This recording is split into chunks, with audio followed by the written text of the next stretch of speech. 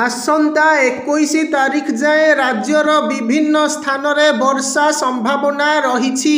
दक्षिण और दक्षिण उपकूल समेत उपकूल ओडिशार किछि अंचल रे हालुकारु मध्यम धरणर वर्षा संभावना रही।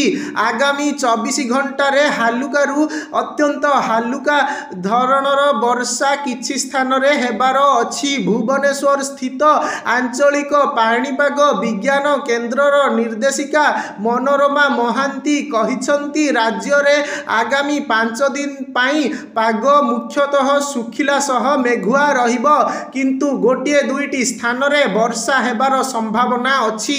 19 तारिख रे पाग मेघुआ रहिबो।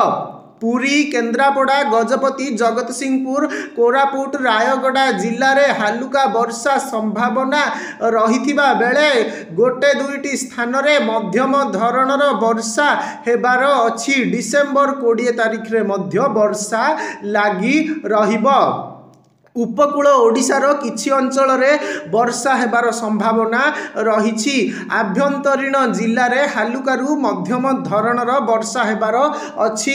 21 तारिख रे हालुकारु अत्यंत हालुका वर्षा हेबार अछि। पाग मेघुआ थिबारु गोटे किंबा दुईटी स्थान रे हालुका कुहुड़ी देखा जिवो बोली पाणीपाग विभाग पक्षरु पूर्वानुमान करा जायछि।